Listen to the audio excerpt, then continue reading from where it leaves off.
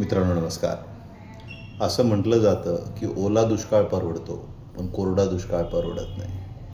तुम्हाला खरं सांगू का, शेतकऱ्यांना काहीच परवडत नाही, न ओलं न सुकं. मुळात शेतीच परवडत नाही. शेती हा धंदा हा परवडण्यासारखा राहिलेलाच नाही. त्याच्यामध्ये मग काय ओला दुष्काळ आणि काय कोरडा दुष्काळ. आता ज्याच्यामध्ये दुष्काळ हा शब्द आहे, मग तो ओला दुष्काळ असो किंवा कोरडा दुष्काळ असो, दुष्काळ हा शब्द आला म्हणजे तो परवडतच नाही हे आपण गृहीत धरलं पाहिजे. आणि सध्या महाराष्ट्रामध्ये ज्या पद्धतीचा पाऊस पडतोय आणि जी शेतीची अवस्था आपण पाहिलेली आहे त्याच्यामध्ये तर काहीच परवडत नाही. आता हे सगळं भरून काढायला त्या शेतकऱ्याला किती वर्ष लागतील याचा आपण हिशोबच घालू शकत नाही. मी स्वतः शेती करतो, त्याच्यामुळं मला माहिती आहे की 1 वर्षाची बुडलेली शेती आणि त्याच्यातनं वर यायला त्या शेतकऱ्याला कमीत कमी 2 ते 3 वर्ष लागतात. पुढची परिस्थिती कशी राहते त्याच्यावरती सुद्धा हे सगळं अवलंबून आहे, परंतु कमीत कमी 2 ते 3 वर्ष एकदा बुडवलेल्या शेतकऱ्याला लागतात. एकदा जो तो अडचणीत आला 1 वर्षासाठी तरी आणि मागच्या 2-1 वर्षाचं कमावलेलं सगळे ह्या 1 वर्षामध्ये बुडून जातं. अशी शेतीची अवस्था असते. आणि आज जे काही महाराष्ट्रात आपण पाहतोय ह्याला आपण ढगफुटी तर म्हणू शकत नाही, पण जास्त पाऊस झाला आहे ही वस्तुस्थिती आहे. ही परिस्थिती ओला दुष्काळासारखीच आहे आणि सरकारने ताबडतोबीने ओला दुष्काळ जाहीर केला पाहिजे. आम्ही पाहणी करतो, आम्ही तहसीलदाराला बोलतो, आम्ही खालच्या कृषी सेवकांना बोलतो आणि मग त्यांचे पंचनामे करतो आणि मग रिपोर्ट येतो. असं सरकारने बोलण्यासारखी परिस्थिती नाही आहे. जे उघड्या डोळ्यांनी तुम्हाला दिसतंय आणि जे पर्जन्यमान तुमच्याकडे रेकॉर्डवरती आहे त्या 2 गोष्टीवरती विश्वास ठेवून सरकारने सरसकट ओला दुष्काळ जाहीर केला पाहिजे. कारण जे डोळ्यांनी दिसतंय उघडं ते तुम्ही कसं नाकारणार, आणि पर्जन्यमानाचं जे रेकॉर्ड तुमच्याकडे आहे ते तरी तुम्ही कसं नाकारणार. आणि समजा त्यात एक 70-80% शेतकरी निघाले आणि उरलेल्या 20-30% शेतकऱ्यांना तुम्हाला असंच जरी द्यावं लागलं, देऊन टाका ना. तुमच्या बापाचं काय जातं आहे, तुम्हाला कुठं तुमच्या खिशातलं द्यायचं. हे सगळं आमच्या कष्टाने कमवलेल्या पैसे आहेत. तुम्ही जेव्हा स्वतःवरती खर्च करता, आता कितीचा पलंग देवेंद्र फडणवीस यांनी विकत घेतला आहे याविषयी मी जाऊ नये, म्हणजे मला आवडत नाही किंवा मला शोभत नाही की तिथपर्यंत मी जाणं. परंतु तुम्ही जर आमच्या दुष्काळाच्याबद्दल मदत घेताना जर पैशाचा विषय करणार असाल तर आम्हालाही तुमच्या पलंगापर्यंत जावं लागेल आणि त्या पलंगाच्या किमतीचा उल्लेख करावा लागेल. हे पण मला तुम्हाला इथे सांगितलं पाहिजे. त्यामुळे सरकारने फापट पसाऱ्यात न पडता शेतकऱ्याला सरसकट मदत केली पाहिजे. कारण कदाचित कुठलाच महाराष्ट्रातला प्रांत असा नसेल की जिथं अतिवृष्टी झालेली नाही आहे.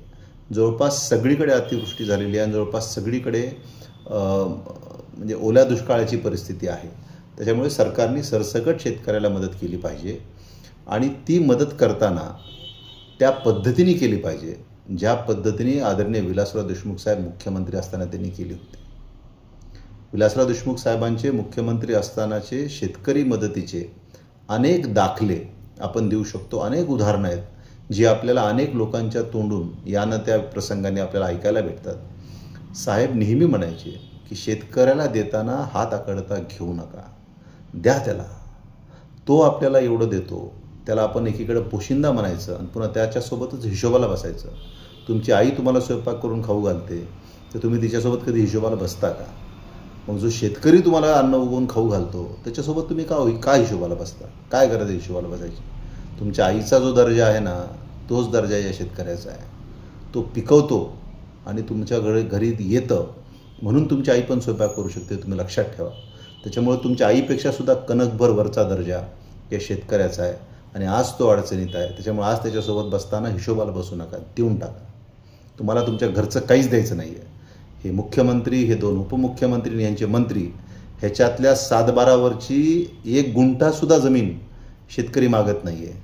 यांच्या भ्रष्टाचाराने जमा केलेल्या पैशातला सुद्धा 1 पैसा शेतकरी मागत नाही आहे. तुम्हाला जे काही शेतकऱ्याला द्यायचं आहे ते सरकारच्या तिजोरीतनं द्यायचं आहे.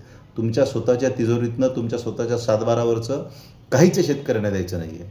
आणि सरकारची तिजोरी कशाने भरते हे तुम्हाला चांगलं माहिती आहे. सरकारची तिजोरी हे कराच्या रूपाने भरत असते आणि तो कर देणारा प्रत्येक व्यक्ती आणि त्या प्रत्येक व्यक्तीची ही इच्छा आहे की या शेतकऱ्याला भरभरून दिलं पाहिजे, कुठंही तुम्ही हाताकडता नाही घेतला पाहिजे. अशी विदारक परिस्थिती महाराष्ट्रातला प्रत्येक माणूस, तो नोकरदार असो, तो व्यापारी असो, तो शेतकरी असो, तो कुणी का असेना, महिला असो, पुरुष असो, लेकरू असो, म्हातारा असो, प्रत्येक जण मोबाईलमध्ये आणि टी व्हीवरती बघतंय की शेतकऱ्याची परिस्थिती किती विदारक आहे. त्याच्यामुळे या सगळ्यांनी कर रूपाने दिलेला पैसा तुमच्या तिजोरीत आहे आणि तोच पैसा तुम्हाला फक्त शेतकऱ्यांना द्यायचा आहे. तर तुम्ही देऊन टाका. तुमच्या घरचं तुम्हाला काहीच द्यायचं नाही आहे, हे लक्षात घ्या. तुमच्या पगारीतलं सुद्धा तुम्हाला काही द्यायचं नाही आहे. तुम्हाला आमदार म्हणून आणि मंत्री म्हणून ज्या काही पगारी मिळतात, जे काही भत्ते मिळतात, त्याच्यातलं सुद्धा तुम्हाला काही द्यायचं नाही आहे. जे द्यायचं आहे ते सरकारच्या तिजोरीतलं द्यायचं आहे आणि सरकारच्या तिजोरीतला पैसा हा जनतेचा पैसा आहे. आणि ह्या संपूर्ण महाराष्ट्रातल्या जनतेची इच्छा आहे की आज हा शेतकरी अडचणीत तर ह्याला तुम्ही देताना हात आकडता घेऊ नका, निकष लावत बसू नका, पंचनाम्यामध्ये फालतू वेळ वाया घालवू नका. डोळ्याला जे दिसतंय आणि जे पर्जन्यमान तुमच्या रेकॉर्डवरती आहे त्याला ग्राह्य धरान मदत करा. ताबडतोबीनं सरकारने सरसकट मदत दिली पाहिजे. सरकारची मदत खरंच सांगतो, आता तुम्ही म्हणाल की काही जिल्ह्यामध्ये सरकारने अनुदान देऊ असं जाहीर केलं आहे, परंतु ती मदत किती तुटपुंजी हे मी तुम्हाला सांगतो. आता शेती, मी आपल्याला म्हणालो की मी पण शेती करतो. आता शेतीमध्ये जेव्हा पाणी शेतावरून वाहून जातं तर आपल्याला असं वाटतं की पाणी वाहून गेलं आहे.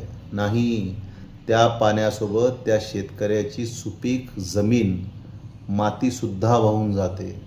हे तुम्हाला लक्षात आलं पाहिजे.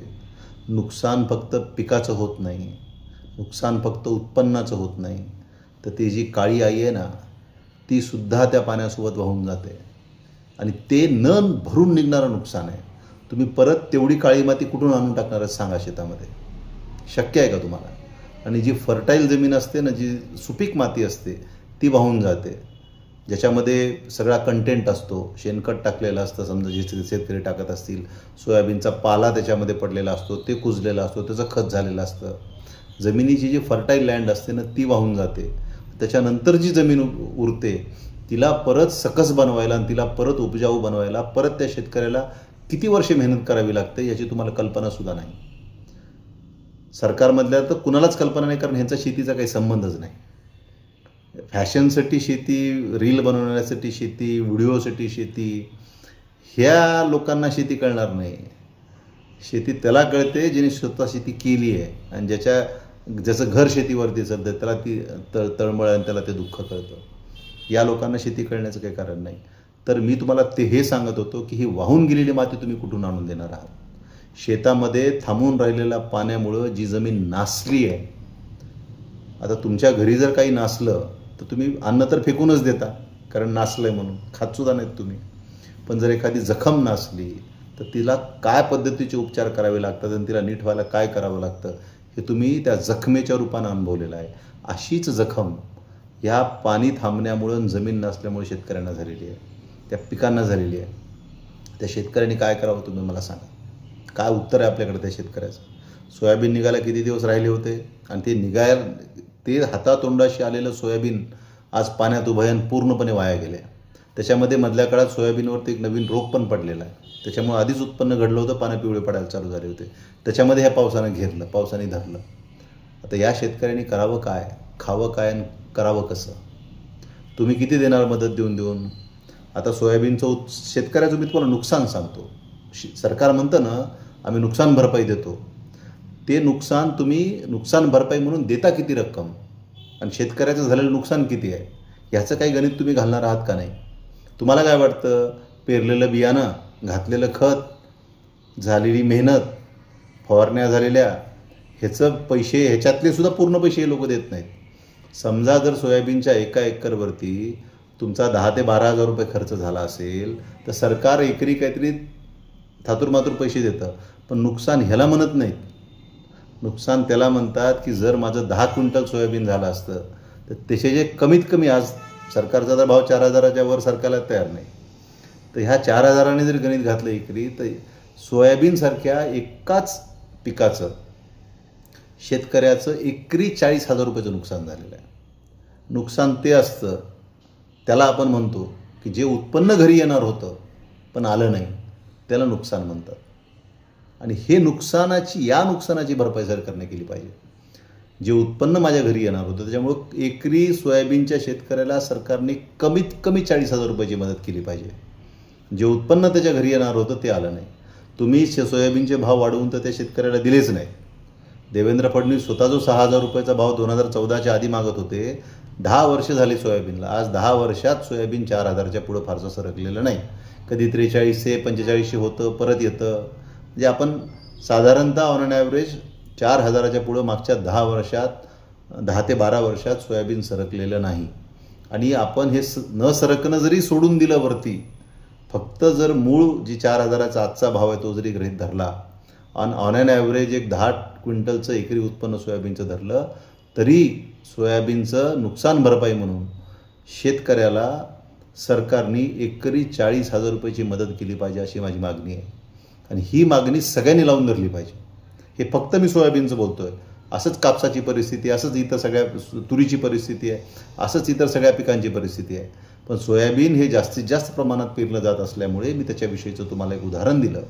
सरकारने एकरी 40,000 रुपयाची कमीत कमी मदत आणि हेक्टरी 1,00,000 रुपयाची मदत या हिशोबाने जर आपण गेलो, कारण एका हेक्टरमध्ये 2.5 एकर असतात, 40-40, 80 आणि निम्मे 20 असं जर धरलं, 80 आणि 20 100, 1,00,000 रुपयाची मदत हेक्टरी सरकारने केली पाहिजे. आता तुम्ही लक्ष ठेवून राहा की सरकार हेक्टरी किती मदतीची घोषणा करता येते आणि तेवढे पैसे त्या शेतकऱ्याला पुरतील कसं, आयुष्य त्यांनी जगायचं कसं, हा प्रश्न आहे. तुम्ही फक्त पेरलं केलं झालेला खर्च त्याच्यातलंही निम्मा अधिक काटून जर त्या शेतकऱ्याच्या हातामध्ये देस, GST घेताना पूर्ण घेता की नाही शेतकऱ्याच्या ह्याच्यावर, खतावर बियाणावर सोडता का? मग नुकसान भरपाई देताना कशाला कच खाताय? ह्याच्यावरती सोडायची काय गरज आहे? पूर्ण द्या ना. जशी GST पूर्ण घेता, सोडतच नाहीत, तसं ह्याच्यावरही पूर्ण घ्या, आम्हाला पूर्ण द्या, कशाला कच खाता? अशी साधारणतः परिस्थिती पिकांची आहे. अनेक ठिकाणी लोकांच्या घरामध्ये चिखल झालेला आहे असंही आपण पाहिलं. अनेकांच्या विहिरी वाहून गेलेल्या आहेत. आता एक विहीर परत जर ती उभी करायची म्हणलं तर शेतकऱ्याला किती लाख रुपये खर्च येतो हे पण आपण पाहायला पाहिजे. त्याच्यामुळे विहिरीच्यासाठी सरकारची ज्या काही योजना आता चालू असतील त्या योजनांमध्ये ज्यांच्या विहिरी ह्या ओल्या दुष्काळामध्ये म्हणजे कामातून गेलेल्या आहेत, खराब झाल्यात, वाहून गेल्यात, त्यांना प्राधान्याने त्याच्यामध्ये निष्कर्षात घेतलं पाहिजे. नवीन विहिरी ज्या शेतकऱ्यांना द्यायच्या त्यांना द्या तुम्ही, पण त्या देताना सुद्धा प्राधान्य ह्या ओल्या दुष्काळात ज्या शेतकऱ्यांचं विहिरींचं नुकसान झालं आहे त्या शेतकऱ्याला त्याच्यामध्ये तुम्ही प्राधान्य दिली पाहिजे. ही तिसरी मागणी आहे. आणि शेतकऱ्याच्या शेतामध्ये पाणी थांबल्यामुळे जे काही इतरही सगळ्या पिकांचं नुकसान झालं आहे त्याही पिकांच्या बाबतीमध्ये सरकारने एकरी त्याच्या उत्पन्न जे त्याच्या घरी येणार होतं, जे की ह्या पावसामुळे आलं नाही, ते त्याला सरकारने मिळवून दिलं पाहिजे. आणि अनेक भागामध्ये अशी परिस्थिती आहे की धरणं फुटलेली आहेत आणि त्याच्यामध्ये वाहून आलेलं जे पाणी आहे त्याच्याने सुद्धा शेतीचं अतोनात नुकसान केलेलं आहे. त्याच्यामुळं अशा भागांमध्ये जिथं कुठं सरकारची धरणं असतील त्यांचं जर पाणी आटलं तर त्याच्यातली माती शेतकऱ्याच्या शेतामध्ये आणून टाकण्याच्या दृष्टीनं सुद्धा एखादी योजना सरकारने विचारपूर्वक कार्यान्वित केली पाहिजे. आजच करा असं नाही, परंतु याची नोंद ठेवा. मदत ही कधी कधी मागे पुढे सुद्धा झाली तरी चालते, नैसर्गिक परिस्थिती जर नीट नसेल तर, परंतु ती मदत झाली पाहिजे. ती आज होईल नाही तर उद्या होईल, परंतु तळ्यातला जो गाळ आहे तो शेतामध्ये सरकारच्या खर्चाने अशा शेतकऱ्यांकडनं आणून टाकणं क्रमानुसार की ज्यांचं आज जमीन या पाण्यासोबत वाहून गेलेली आहे, अशा शेतकऱ्यांना तो गाळ उपलब्ध करून देणं भविष्यामध्ये, आज नाही उद्या 2 वर्षांनी 3 वर्षांनी का असेना, पण या शेतकऱ्यांना प्राधान्य दिलं पाहिजे. आणि ते लेखी स्वरूपामध्ये सरकारच्या यंत्रणेमध्ये, प्रशासकीय व्यवस्थेमध्ये त्याला आणलं पाहिजे, म्हणजे ते कधी ना कधीतरी ते होतं. ही सुद्धा मदत शेतकऱ्यांच्यासाठी सरकारने करणं गरजेचं आहे. मी तुम्हाला खरं सांगतो, म्हणजे रडू येत असलं तरी माणसाला रडता येत नाही ना, अशी शेतकऱ्याची अवस्था आहे. हतबलपणे दयनीय मानसिकतेमध्ये आणि भावनांच्यामध्ये स्वतःच्या शेताकडे बघत राहणं याच्याशिवाय त्याच्या हातात काहीच नाही. कारण तो निसर्गाशी भांडू शकत नाही आणि त्याचा जो व्यवसाय आहे तो निसर्गाशी खेळलेला जुगार आहे. आणि मग असा हा जुगार नेहमीच त्याला अंगलट येतो, पण असं काही झालं की मग खूप मोठं संकट त्याच्यावरती येतं. पण त्याचं दैव दुर्विलास आहे आणि त्याचं दुर्दैव हे आहे की त्याला ते मढं शेताच्या बाहेर काढून थोडीशी वाट बघून त्या मड्याचं दिवसाचं संपूपर्यंत, म्हणजे ते रान वापशावर येऊपर्यंत त्याला थांबावं लागतं आणि परत कामाला लागावं लागतं. त्याला ह्याच्याशिवाय काही पर्याय नाही, कारण त्याला दुसरं काही करताच येत नाही. अशी अवस्था आहे की त्याला शेतीशिवाय काहीच करता येत नाही. शिक्षण नसतं, कुठं जाईन काय करावं म्हणलं तर ते होत नाही. अनेकांना शेत सोडून मजुरी जाऊन दुसऱ्याच्याकडे करायची लाज वाटते, कारण शेताचा मालक म्हणून आयुष्यभर मिरवलेलं असतं. खूप वाईट परिस्थिती असते आणि पावसाने त्याचं सगळं थांबवलं आहे. पण वेळ त्याच्यासाठी थांबत नाही, त्याच्या गरजा त्याच्यासाठी थांबत नाही, त्याच्या लेकरांच्या गरजा त्याच्यासाठी थांबत नाही, त्याचा दवाखाना त्याच्यासाठी थांबत नाही, त्याचं शिक्षण लेकरांचं त्याच्यासाठी थांबत नाही, शिक्षणाची फीस त्याच्यासाठी थांबत नाही. की पाऊस पडला ह्याच्या शेतामध्ये वाटोळं झालं थांबू थोडं, असं त्याला कोणीच म्हणत नाही. पण त्याला थांबल्याशिवाय तर पर्याय नाही, कारण त्याला निसर्गाने थांबवलं आहे, त्याला पावसाने थांबवलं आहे. त्याला चालना देण्याची, त्याला चालतं करण्याची फक्त आणि फक्त ताकद जर कुणामध्ये असेल तर ती सरकारमध्ये आहे. आणि सरकारने त्याला चालना देण्यासाठी आणि चालतं करण्यासाठी जे म्हणून करणं गरजेचं आहे ते सगळं सरकारने सढळ हाताने केलं पाहिजे. कारण तुमच्या पोशिंद्याला जर तुम्ही लक्ष नाही देणं, जर तुम्हाला पोचतो त्याच्यासाठी जर तुम्ही नाही लक्ष देणार तर मग कोण देणार? आणि मी परत सांगतो, जे द्यायचं आहे ते तुमच्या घरचं तुम्हाला द्यायचं नाही, सरकारच्या तिजोरीतलं द्यायचं. आणि सरकारच्या तिजोरीतला पैसा हा जनतेच्या करातून आलेला आहे, त्याच्यामुळे तो जनतेचा पैसा आहे आणि तो तुम्हाला परत जनतेला द्यायचा आहे. त्याच्यामुळे ते देताना तुम्ही हायगाय करू नका, कच खाऊ नका. हे असे जे समृद्धी महामार्ग, शक्तिपीठ महामार्ग असल्या प्रकल्पावरती जो तुम्ही खर्च करताय, त्याच्यासाठी जे सढळ हाताने मेट्रो थांबवा, हे सगळं गरज नाही. आज नाही उद्या होतील, उद्या नाही परवा होतील, 5 वर्षांनी होतील. पण हा शेतकरी आज उभा केला पाहिजे. त्याचा संसार ह्या चिखलात धसला आहे, त्याला बाहेर काढलं पाहिजे, त्याला पुन्हा सुरळीत केलं पाहिजे.